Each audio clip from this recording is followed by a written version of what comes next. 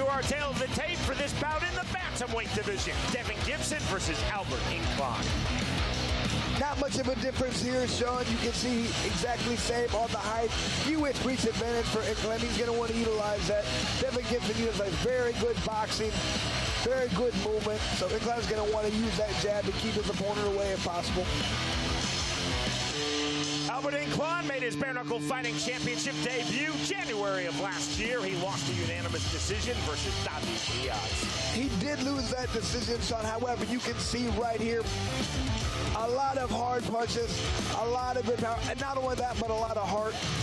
Displayed that because this was a fight where he got extremely tired because he was so hyped up for this fight. So Anthony, he learned not to try and utilize that emotion in a fight because it gets you tired. But you can just see right here, look how tired he is in this point, and just gutted it out, showed extreme toughness right there, mental toughness right there. He feels like he's much better after having went through that, understands exactly what he has to do to not waste that. Devin Gibson enters 2-0 in BKFC. His most recent victory, March of last year, he defeated Cody Murray by 4th round TKO. And you can just see here the boxing pedigree right here. Look at that. Backed up and then came straight forward with punches. Good head movement, great footwork, and the main thing to me is good placement with his shots right there. Look at this. His opponent is only giving him, he's ducking, covering the head. So what does Devin do? He goes to the body. That's exactly what you're supposed to do. Nobody can block everything. Take what they give you. You can just see right here, he's very accurate.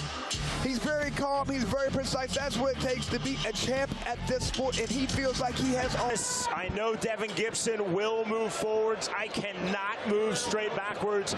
I have to angle out. I have to circle out. Gentlemen, let's go to the line. Sean Woods calling both fighters up to scratch. You see the bounce and the step of Devin Gibson. Round number 1. Red and white trunks for Gibson. Black and flame trunks for Albert Incline. So one thing I love about this weight class is just how fast and accurate these guys are. There was an accurate left hand from Gibson. Gibson on the level, change into the clinch, overhook, snatched by Incline, quick separation from Sean Woods, right back to it. Fast left hand from Gibson. That was a great, because that was the counter too, so his opponent threw a punch, he came right back with his own. Into the clinch, separation. High, tight striking guard. Gibson again to the inside, exploding in and out. There's the overhook. Almost the wizard position. Separation again, nicely done by referee Sean Woods. You can already see right now, Incline, he is more relaxed right there. He's not wasting punches like he did in the first fight. There's no worse feeling than gassing out the fight. You'll do anything to stop that from happening. Good entry left hand from Gibson into the clinch. 55 seconds remaining, round number 1 of this bout at 135 pounds. An absolutely loaded division in BKFC. And a quick separation from Woods. Gibson, Chris, not throwing often in the clinch. He's entering with punches, clinching, and then the separation. The guys really utilize that clinch to punch him right now. They need to get in there, they need to let it go. Incline now waving Gibson forward.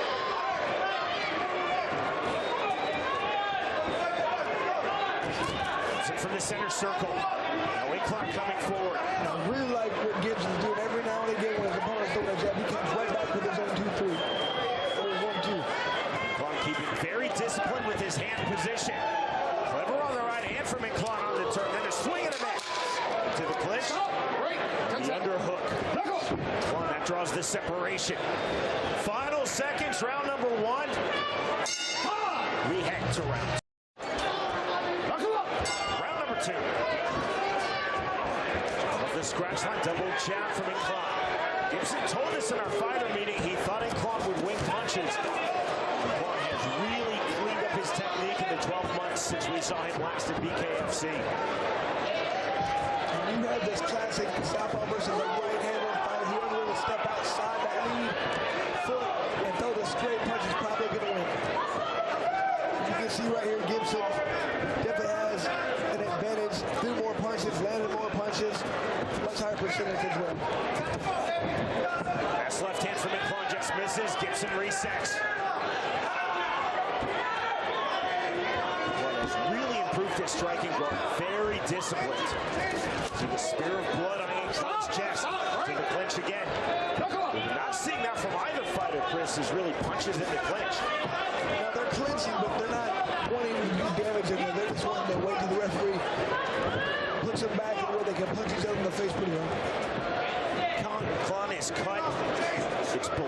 his right brow, but it's not in the brow, just off the corner of the right eye.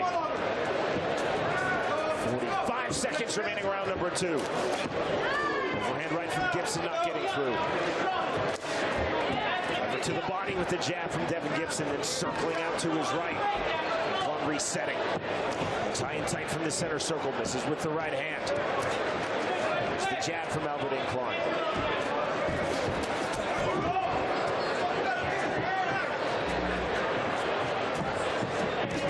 See the focused look on the face of Albert Incline. There's a good left hand. Gibson's mouthpiece came out on that left hand. Right hand. Into the clinch. Very good punch landed right there, man. I thought I saw the mouthpiece come out. Oh, yeah, it flew out. I don't believe Sean Wood saw it because we're continuing the fight. There's the bell. That's the end of round number 2. There is the mouthpiece being picked up. And right here, you're going to see when that mouthpiece gets popped out, just a nice straight left hand right on the button right there. Gibson did a good job of taking that. You can just see right here, just a 1-2, boom, right on the jaw. Like I said, Gibson took it like a champ and kept fighting right there. Chris, I knew the mouthpiece came out as a former very low-level Midwest Circuit pro boxing referee. I have to see when mouthpieces come out. It would have crushed me if I was wrong. Well done, Sean. Very, very impressed with you. Never made it to a venue like this. Most of the bouts I refereed were in bars. Round number 3. This is a great venue. This is a sold-out venue, the Myrtle Beach Sports Center. Our first time for BKFC in South Carolina. Round number 3, Devin Gibson versus Albert Incline. 2 very fast, talented bantamweights. And Incline really feels like to me he's stepping up his game after that first round. I feel like he did much better than the second. He looks confident now in the third. More flair from Incline. Throwing the right hand. Now this is time called by referee Sean Woods. A medical timeout. Looking at that cut under the left eye of Devin Gibson. I mean, I was watching it. Okay, we're good. It is a pretty significant cut, but the good news, it's under the eye, so the blood will not run into the eye. Thumbs up. South Carolina medical staff right back to it. Good sequence from Incline. 15 remaining, round 3. Incline just continues to gain more confidence. Return again. Seeing the clinches, we're not seeing punches in the clinches really from either Gibson or Incline. Gibson staying on his back foot largely here in round 3, then exploding forward. Clever to the body, then to the head with the left hand. Good left hand. Gibson's going to have to do more of that. Pushes the punch. Right hand, and that is knockdown number 1 of this fight. Clean on the counter right from Incline. Drops Gibson. You good? Take a step. And in a very close fight, that is hugely significant. Right back to it. Gibson. That is a textbook flash knockdown. Like I said, Sean, these guys are so fast and so clean. When you throw a punch and you get hit like that, knocked down, I mean, it's not devastating, but man, they're just fast and accurate. Gibson was literally up before 1. You could see he was furious on that knockdown punch that he received. Not mad at Incline, mad at himself. Final seconds, round number 3. Big round for Albert Incline. Recording the knockdown, we move to round 4.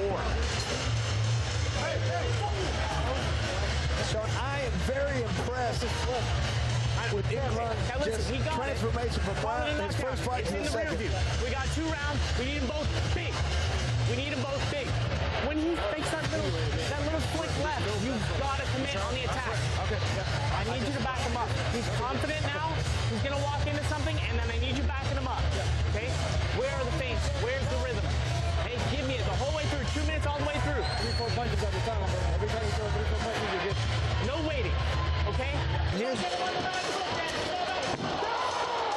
And there it was, Sean, just like you said.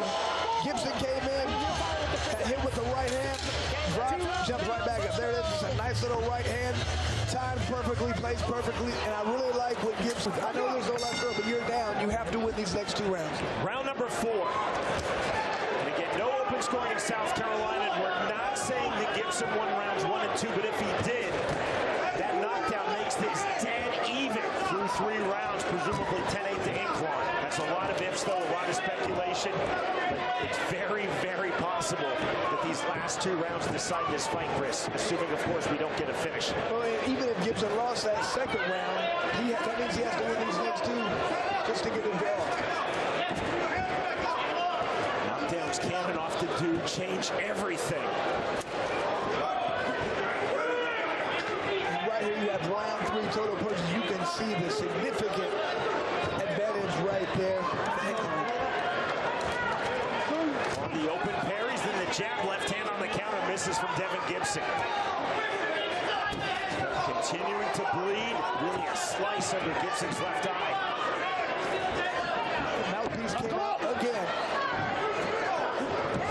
5 seconds remaining, round number 4. Time now called by referee Sean Woods.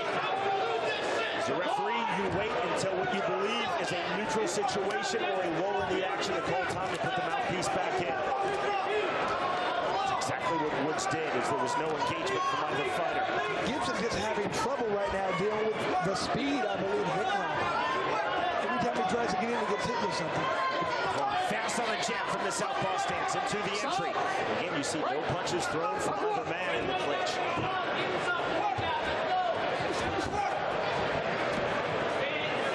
Coming forward again. Gibson on his bike, circling on the outside, now to his left. The offensive circles and defensive circles. These are largely defensive circles now from the Canadian Devin Gibson.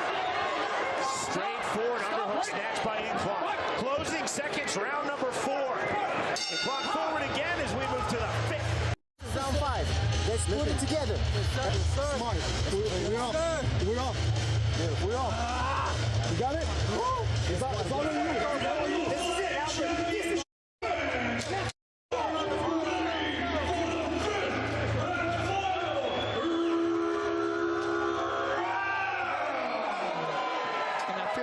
Great advice right there from Gibson's corner. So you have to put this man down if you want to win this fight. 5th and final round underway. Devin Gibson versus Albert Incline at 135 pounds. Inside, right back out. You can just see right now, look at the confidence right now. He's feeling very confident right now. I don't think he feels like his opponent can hurt him. Incline has been incredibly disciplined with that high, tight striking guard. Right hand not getting through from Gibson on the 2. Sweeping left hook, partially landed from Incline. Gibson looking for the entry, trying to turn up the temperature here in the 5th and final round. This corner relaying the urgency of the situation to Devin Gibson between rounds 4 and 5. Now 70 seconds remaining, 5th and final round. Left hand from Albert Incline. Like I said, every time Gibson tries to get in, he's tasting something he doesn't like from his opponent. Run off the jab, right hand. Woods doing a good job keeping this fight moving. The speed of these 2 fighters is just phenomenal. Not only speed, but I think they're very accurate with their punches. Now go up, gentlemen! So looking for the level change. Standing tall, coming forward, Albert Incline. And you see that high, tight striking guard of Incline. High, tight, and disciplined. Massive change in technique from Incline from a year ago, January of 2021, when he made his BKFC debut, losing a unanimous decision to David Diaz. Once again, you can tell he's been working this entire year to work on his cardio, work on his preparedness. It's very, very different in this fight. Stretch drop now. Gibson looking for one more significant strike. Incline continuing to come forward. The duck under. That is the end of this bout.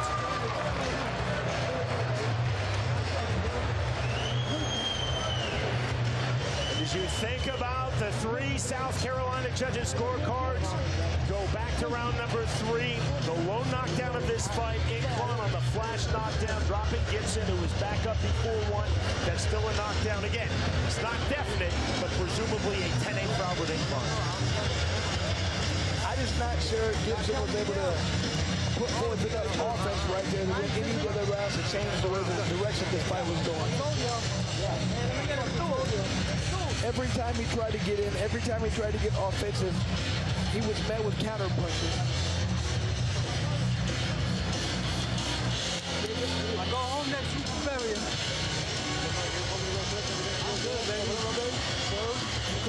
really talking a lot about how he felt like his first fight, not only the nerves, but the way he cut weight, the way he hydrated was improper. And that is a nasty cut right there. And I think he's right. He really corrected those problems. And that's what we want to see from our fighters. Growth, learning, experience, getting better at this, being professional.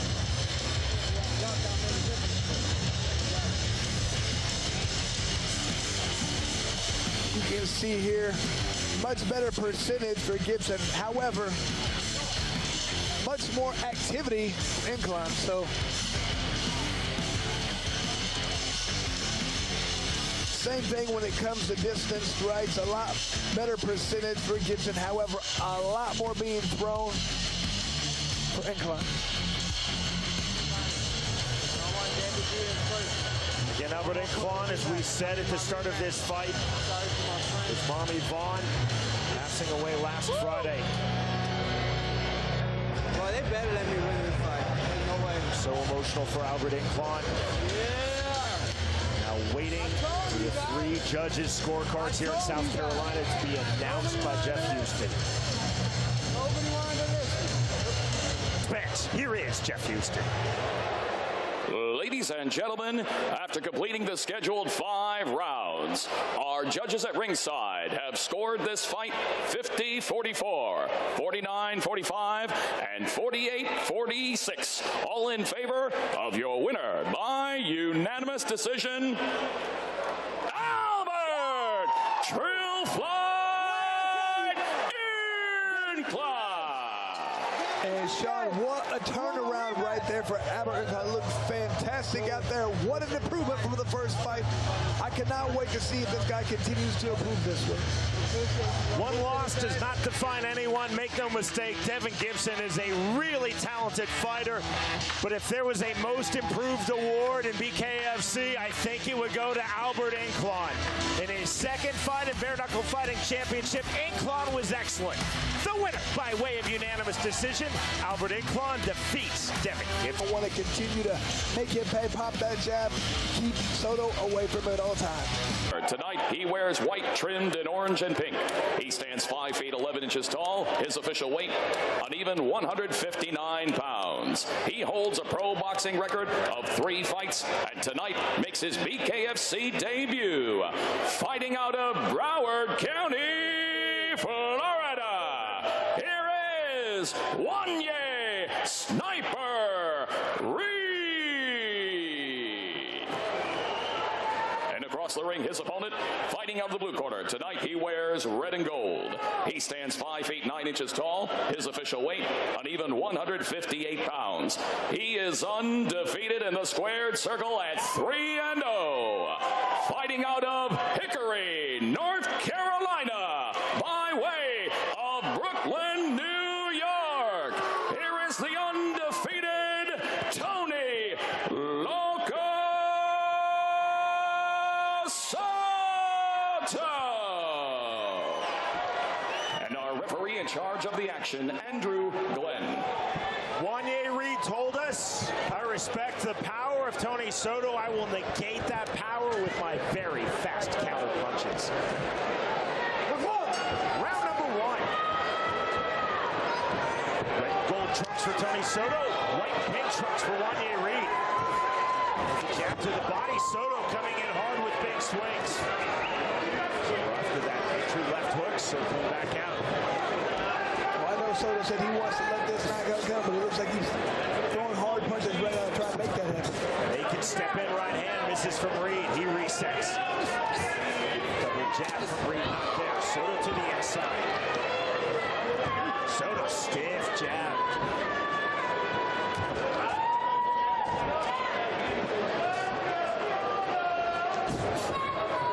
Two not there from Reed. There's the left hand. Big swings from Soto, taking himself off balance, immediately resetting. Oh, just really putting everything in his punches. You got to be careful coming. You get hit with the punch while you're coming in that hard, you're going to get hurt. Continuing rolls from Tony Soto. Open-handed striking, but double jab not there from Reed. Reed on his back foot. Soto exploding in with the left hook. Now snatches the overhook. Break. Step back clean, gentlemen. Separation asked for, given by referee Andrew Glenn. Step in, naked right hand again from Wanye Reed. He is loading up that right hand, Chris. And that naked right is a hard punch to see coming because it's not very common. That's definitely every now and again punch. You can't throw it too many times.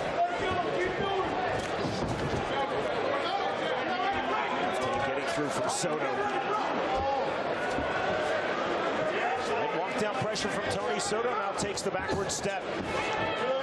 Reed trying to establish that long-range jab. Getting late here in round number 1. There's the 10-second clock.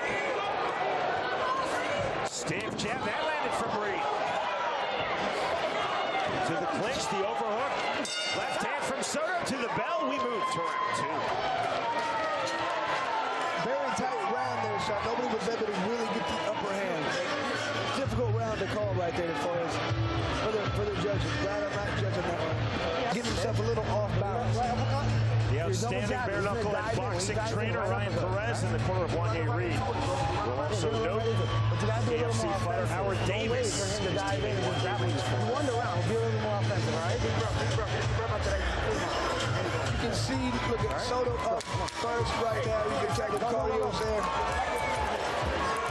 He's fired up, ready to keep fighting. touch of hands. Fighters bouncing now, coming up to scratch round 2.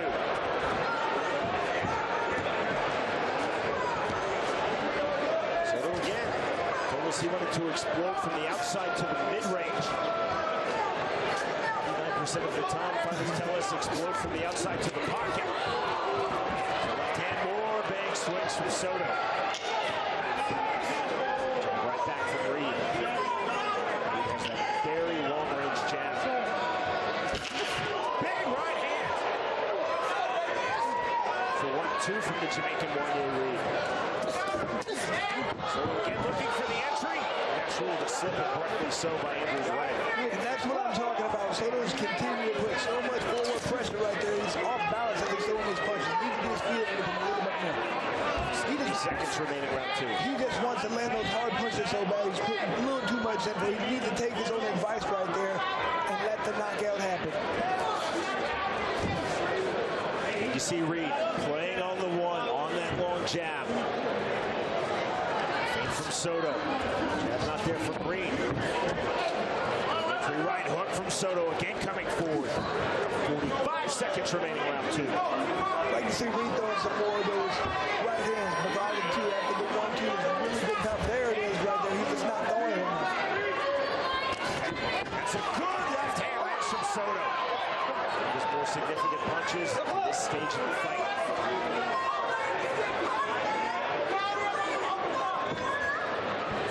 Now on his back foot. So slightly, Tony Soto trying to turn up the temperature here. Latter stages of round number 2. The jab from Wanye Reed not there, but it does back Soto off his striking line. Soto again looking for the entry. The duck under from Reed. Left hand, left hook from Soto. Offered graciously by Tony Soto, received graciously by Wanye Reed. Round number 3.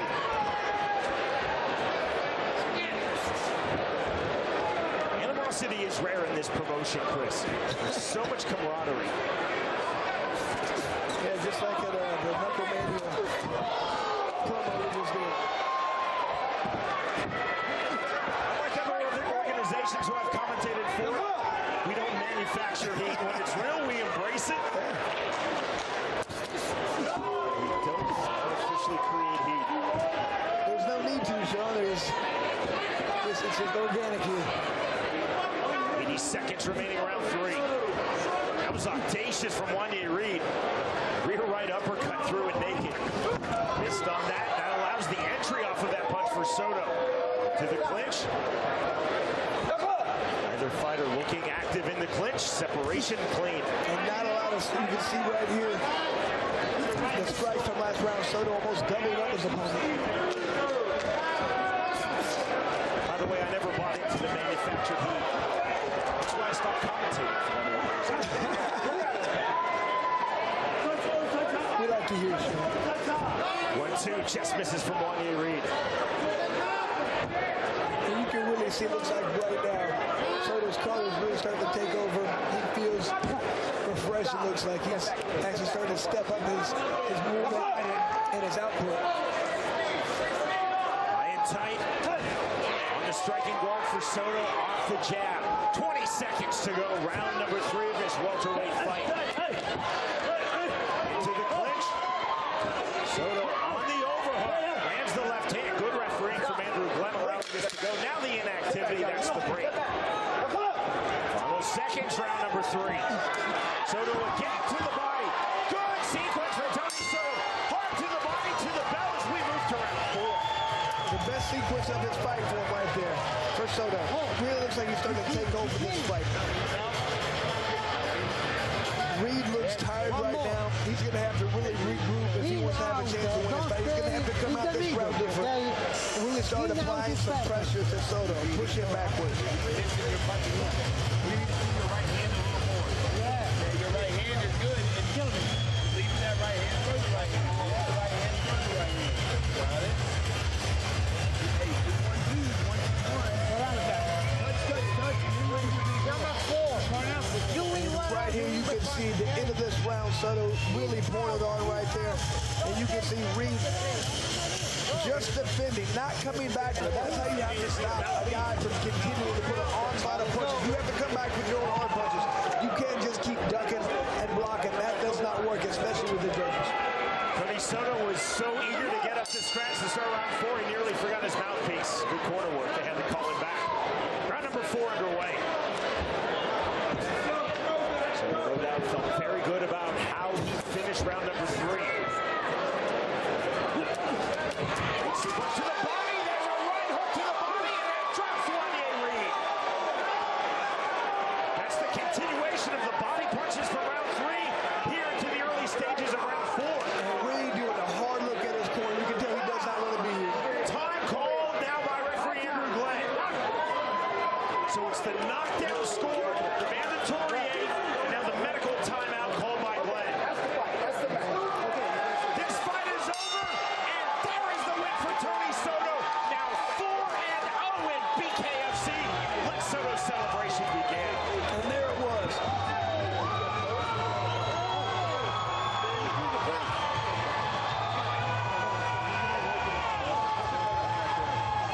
And the hype train continues right now. Tony Soto is continuing to hit on all cylinders right now. Fired up.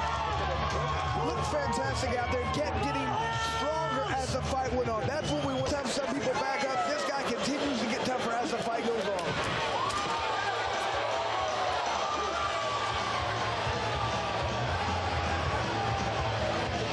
And there, just that nice left hand to the face is what caused.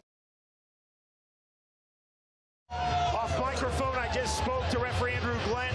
He said that is a corner stoppage. It was a clean knockdown on the body punch.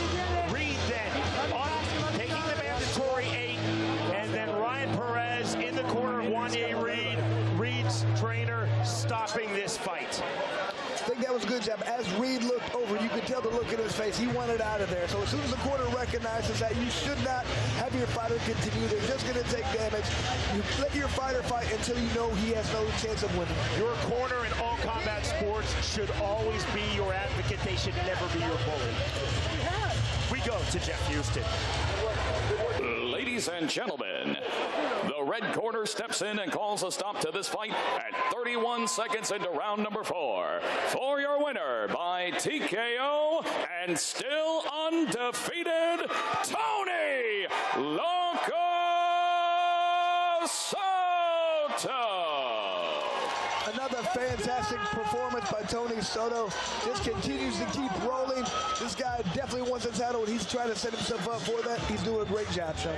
Like the aforementioned Mo Lawal, Gordon Ryan, and I will add in Jerry Lawler. If you wear the crown, you have to deliver. And Tony Soto continues to deliver again. 4 fights, 4 wins in BKFC. Victorious by way of 4th round TKO, Tony Soto defeats Wanye Reed. Difficult because the way Brimage, in and out, awkward style he does. Logan have a much larger fist size he's going to utilize because he has to get inside and land some punches against Brimage, who's very elusive and hard to hit. Marcus Bramage made his BKFC debut in November 2021. A split draw versus Will Shutt. And you can see right here, look at the way creative movement, hard to hit, elusive. Wait for the right time. He gets you, follow him, chase him, and then he lands his punches and moves in and out. He really tries to be the definition of hit and don't get hit. Hard to hit, very creative the way he moves, and you can just see right here. Blocking, defending, waiting for his right time. Look at that head movement. Look how he ducks, though. Look how he moves. Great job in his first fight against a veteran. Let's see how he improves tonight. Opponent in the Ultimate Fighting Championship, April 2013. Bramage also a cast member of season 14 of The Ultimate Fighter. Bramage said, everything in my game revolves around creativity. I want to showcase my punching placement and my timing. Bramage said he has been studying bare-knuckle techniques from fighters from the 1700s and 1800s, trying to see why they did why they did that, how it worked, how he can incorporate that now into his modern bare-knuckle fighting game. And I love that he talked about going back and throwing out all the bad stuff, bringing all the new stuff and seeing what works that you talked about. He knows his timing, his experience, his punch placement is going to be very important for this fight once they go out there. Not really play the quick cleanse game. If he gets in there, that's fine. Once he get out, and be very elusive. Marcus Bramage said very candidly, if this were MMA, I would be in trouble. Trevor Loken would take me to the ground, probably submit me. But Bramage said in this, with punches only, this is my fight to win. I don't see anything in Loken's striking game that will give me difficulty. The moment is indeed at hand for 25-year-old Trevor Loken. Not only is this his BKFC debut, this is Loken's pro combat sports debut. Loken 5-0 in his AMI MMA career. Loken told us, I want to be the aggressor, but I don't want to be reckless in being the aggressor. Doesn't want to be reckless, but he wants to push his opponent against the ropes, take away his space, says he's going to do his best work if he can trap his opponent against the ropes. Loken, who is 12 years younger than the 37-year-old Marcus Bramage, said, I remember watching that fight live when Bramage fought Conor McGregor April 2013. He said, I was just a little kid. It's so realistic that I'm now fighting Bramage. Loken said, I respect him. I respect his movement and his elusiveness, so I know I can't be reckless. Study pressure is my key to victory. Walk down pressure. Cannot chase him. He feels like has to be patient. Cannot follow him. Can't get in that weakness, get in a loop, follow your opponent. You have to cut off the ring, stalk him, smart pressure. Back we go to Jeff Houston. Introducing to you first, fighting out of the red corner. Tonight he wears blue and Super Saiyan yellow. He stands 5 feet 4 inches tall. His official weight, an even 145 pounds. He steps into the squared circle for the second time. Fighting out of Pompano Beach, Florida. Here is Marcus, the Yoga Ninja.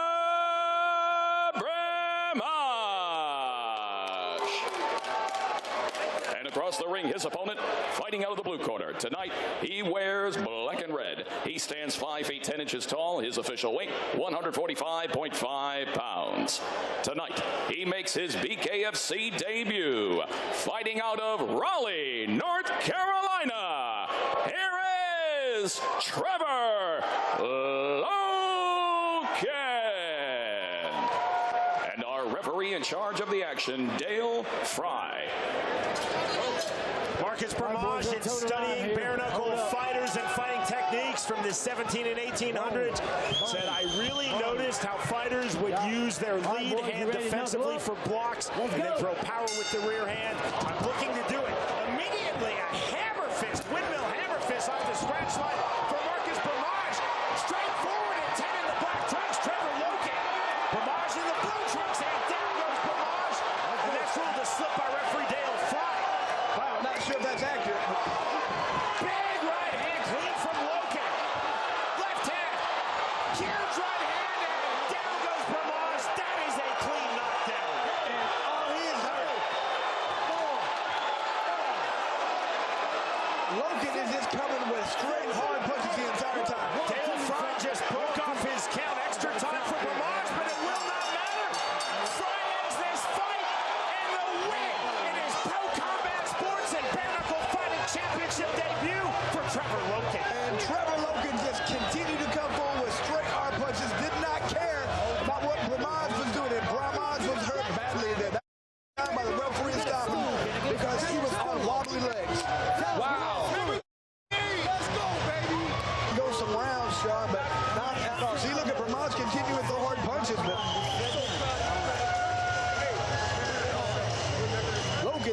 care at all. He just had that I'm going to knock you out look in his face. He was accurate there, too. Great knockout. And look, Ramaz gets up and he stumbles right away. Legs were not underneath him at all right there. Watch the start from Marcus Bramaj. We talk about the creativity. That's a windmill hammer fist with the rear left hand off the scratch line. To his credit, Loken backed up, reset, and started throwing clean, straight technical punches. That's exactly the deal with you. You have to come straight forward and push them back. Good job, baby. Proud of you, man. Well, there are debuts, and then there are debuts. Well done to Trevor Loken. Keeping his cool, showing his composure, and displaying his skill set. Loken, 5-0 as an Emmy. All of those amateur bouts in MMA. 1-0 as a pro.